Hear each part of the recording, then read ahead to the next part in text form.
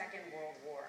Veterans and their families will gather today at the World War II Memorial in Washington to remember that anniversary and all the battles that followed. And Chip Reed is at the memorial this morning. Chip, good morning. Well, good morning, Nora. You know, one of the really striking things about coming to this memorial is just how many of the visitors are in their 80s and their 90s, the World War II generation, and how they got here is a story in itself. We interrupt this program to bring you a special news bulletin. The Japanese have attacked Pearl Harbor, Hawaii by air. Within 24 hours of Japan's surprise attack on American soil, the American people were at war. Did Pearl Harbor change your life? Changed my whole life. Shortly after the attack on Pearl Harbor, Joe Demler joined the Army. Within months, he was on the front lines of the Battle of the Bulge, Germany's last major offensive and one of the bloodiest battles of World War II. Demler was captured and sent to a Nazi prison camp. It was the coldest winter in history, in snow up over your hips.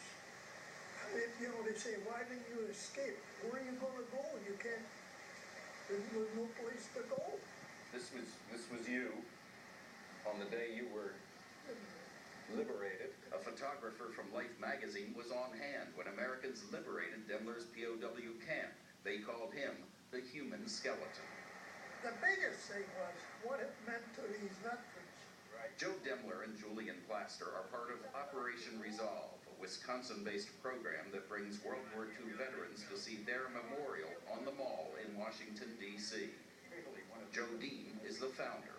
We have a great sense of urgency. One World War II veteran dies every 90 seconds in this country. Across Wisconsin, we've flown almost 5,000 veterans out here to see their memorial. The organization is the subject of a new documentary called Honor Flight. So the first time you came here and saw Wisconsin on this pillar, what was that like? Made you feel honored. Really honored. Julian Plaster was 19 when he joined the Navy. He was sent to an island in the Pacific where he was given a shovel soon after arriving. One of the Navy officers gave us some gloves and told us, now go and pick up all the dead bodies and load them into the truck. And that was my first experience. Now, Plaster's 18-year-old great-grandson wants to join the Army. Plaster isn't sure it's such a good idea. I remember burying one Japanese soldier, and in his hand was a picture of an old woman. And I'm thinking, hey, he was thinking probably of his mother or his grandmother, same as we were. We killed one of our enemies, we create another 18.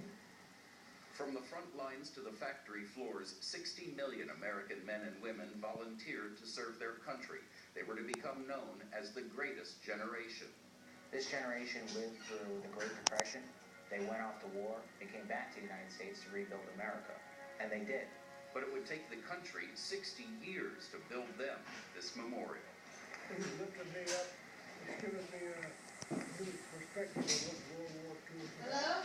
Because for many years, I never thought about it. I never talked about it. We can't walk a block in Washington, D.C. without groups stopping to thank these veterans. It's absolutely beautiful. More than 400,000 American men and women gave their lives during World War II. Those who returned are now in their late 80s or older. For the veterans who have been lucky enough to make the trip to the memorial, Operation Resolve makes sure their homecoming is just as memorable as their journey. This is the welcome home that this generation really never received.